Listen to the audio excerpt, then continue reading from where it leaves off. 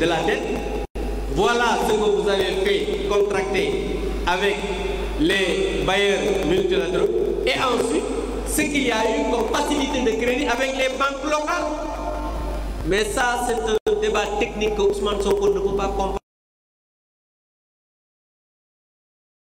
Nous avons à la tête de ce gouvernement quelqu'un qui n'est même pas au courant de ce qui se passe. Que Pape Malick Ndour a été épinglé par le rapport du PRODAC. Écoutez bien ce que je vais vous dire. C'est un dîner de le rapport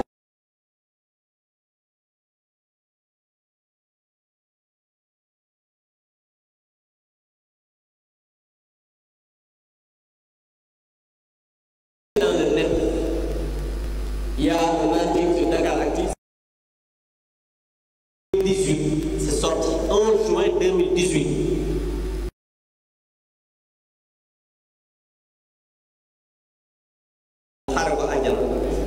Il s'appelle Samba Laobé. 2018. Et Pape Malick Ndour, écoutez bien, a été nommé en juin 2019. Regardez ce gros mensonge.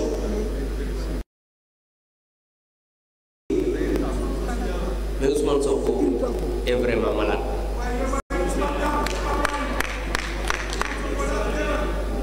Et je voudrais que Ousmane Sonko, à travers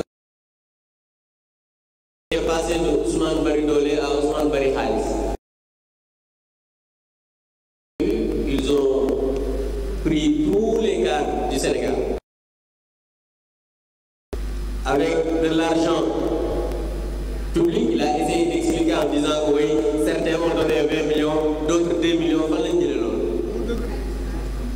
Il faut que les Sénégalais se réveillent et sachent que ces gens-là sont en train de marcher, je dirais bien même, au niveau de leur conscience. Parce que même les budgets aujourd'hui, il dit que les fonds politiques, oui, l'exécution, mais il avait dit que la première mesure serait de supprimer les fonds politiques. Les fonds politiques existent toujours. Le budget de la présidence a quitté 72 milliards pour aller à 204 milliards. Le budget de la primature a quitté 25 milliards pour aller à 31 milliards et aujourd'hui à 30 milliards. Donc, augmentation de 5 milliards.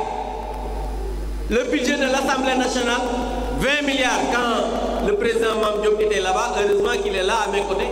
Aujourd'hui, c'est 22 milliards. Après avoir quitté 24 milliards parce qu'il y a l'argent des véhicules. Mais où est la rationalisation? Où est la diminution du train de vie de l'État? Non, Ousmane Sonko et son gouvernement préfèrent presser encore les populations à travers une loi qu'on a votée au mois d'octobre pour taxer les Sénégalais qui ont pratiquement tout perdu. Un Premier ministre qui passe son temps à insulter la magistrature, à insulter les magistrats. Je voudrais, à travers cela, me réjouir de la libération de notre camarade Badara Gadiaga, même s'il est sous contrôle judiciaire ou bien sous bracelet électronique. Mais même le procureur s'est opposé.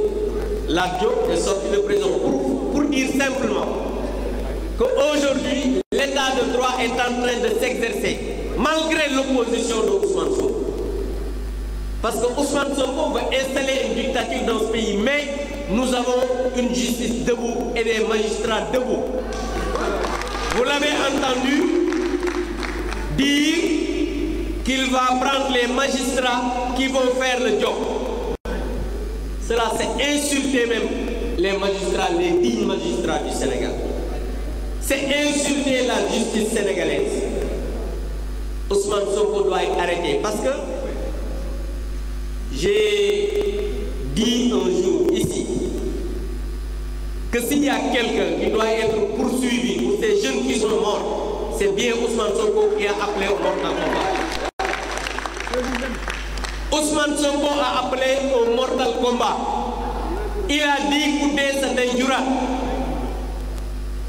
Et on l'a dit dans le texte, nous sommes fiers d'avoir fait face à des brigands, des voyous, des ingénieurs du chaos qui ont voulu mettre fin à ce pays. Et le président Macky Sall, en toute responsabilité avec son gouvernement, et les forces de défense et de sécurité que nous félicitons, ont fait face à ces ingénieurs du chaos. S'ils ne l'avaient pas fait, aujourd'hui, on n'aurait pas encore un pays qui s'appelle le Sénégal. Et ils se permettent de prendre l'argent du contribuable et de donner ça à des soi-disant ex-détenus, sans aucune décision de justice. C'est inacceptable et scandaleux. Mais en tout cas, nous, à l'Assemblée nationale, on va exiger que cet argent-là nous soit restitué parce qu'on ne sait pas dans quelles conditions ils l'ont dépensé. Donc, pour dire simplement que nous avons un Premier ministre qui est malade, un Premier ministre qui a un problème psychologique avec la vérité, un Premier ministre qui ne comprend pas l'État, un Premier ministre qui n'est pas informé, bref, un Premier ministre qui ne mérite pas sa place, qui a un boubou plus long, plus gros, je ne sais pas, il est large que ce qu'il doit avoir. Donc vraiment, malheureusement, on a un homme comme ça à la tête du gouvernement qui a un problème avec tout le monde, mais enfin, il a un problème avec lui-même. Pour nous, les wax ne ñun li nga xam ne moo ñu fi dajale tey mooy waxtaan ci yu doy waar yi nga xam ne Ousmane Sonko wax na ko ndax ñun ñuy am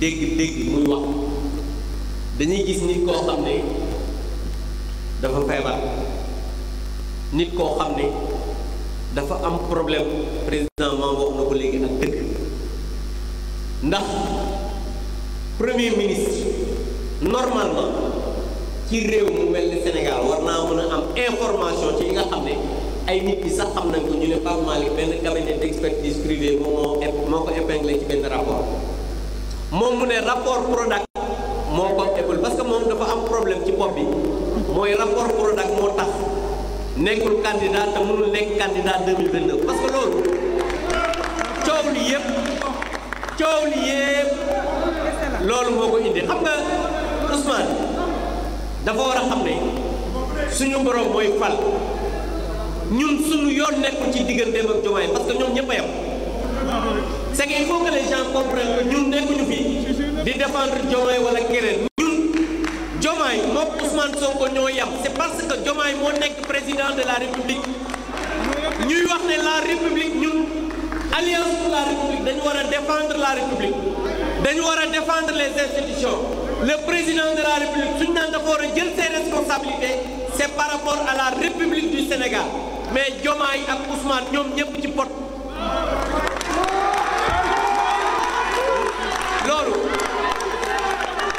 parce que pourquoi je le dis non lu tax ma koy wax parce que souvent nit ñi dañ naan way yéen da ngeen a yàkkam ci seen déglu na ñaar ñi ñu séparé wu ñu xuloo ñun suñu yoon nekkul ci seen xuloo parce que seen xuloo yéen a ngi xuloo ba pare kenn ñemewul wax sa morom damaa xuloo ak yow yéen a xam c'est ça la vérité Ousmane Sonko fii la wax ne damay def importante déclaration ba ci guddi gi nga gis ne muy wax ne damay meeting mu ne le 8 dinaa wax bi mu ñëwee mais indirectement yow su fekkee da ngaa attaqué benn conseiller président attaqué ministre président yow ko attaqué xam nga saa yi bu ñu naxat gis nga seen yii ñuy def république bi la ñu bëgg a daaneel ñun nag duñu nangu ko daaneel république bi moo tax ñuy wax ne dégg ngeen un député di jox ultimatum président de la république pour mu dax Abdourahmane Diouf parce que demain ci ngoon la war a jaar assemblée nationale suba la war a jaar assemblée nationale man nag dinaa ci dem xool donc pour dire simplement que ñun dañuy wax ne Alliance pour la République parti la boo xam ne ku dul Ousmane Sonko sax mënu koo tas parti bu responsable la président bi nga xam ne moo ko jiite muy président Macky Sall dafa def fii ci réew mi bilan boo xamante ne nii lépp loo xamante ne nii jël nañ ko dans tous les secteurs da ngay gis ne am na ay réalisation la preuve ba ñu ñëwee ba léegi depuis 18 mois ngénte ay doom yu jurul lañ fi nekk muy BRT di TER bi di centre yi ñuy liggéeyee affaire stade bi li nga xamante ne nii moom mooy ci wàllu ndox bi ci wàllu courant bi hôpitaux ñoom lenn rek lañ fi def te loolu sénégalais yi xam nañ ko mooy yokk ndox mi ci taxi yi barki de boo jaay yokk taxi yi ci courant bi yokk dund bi gën a cher ba pare dem inauguré stade Lat Dior ca Thiès loolu danaa gis man lañ fi def à part ça lu dul taxé sénégalais ne leen cotiser leen ma nguur parce que moom bi muy jël nguur gi da ngeen a ngi fàttaliku chaque jour ñu ne xaw ma lan tour cotiser leen ma falu moom mu falu bëgg a wax ne cotiser leen ma nguur waxoon naa ko assemblée keroog ne leen dafa mel ne mooy mer ndate mi ci koñ bi rek yoon natt bi pour teggi mu ne lebal ma ci loolu nag mënul nekk il faut que ñu xam ne Sénégal réewu jàmm la Sénégal réewu république la te waxoon naa leen ko Pape Malick Ndour ci tubaab wax naa ko sànq Ousmane Sonko moom moo wax ne rapport Prodac moom moo ko épinglé rapport bi en 2018 juin boo xoolee ci internet Dakaractu génne na ko ki nga xam ne moo def rapport bi yàlla na ko yàlla yërëm te yéexe ñu moom génn na àdduna juin octobre 2018 la génn àdduna Pape Malick Ndour ñu ngi ko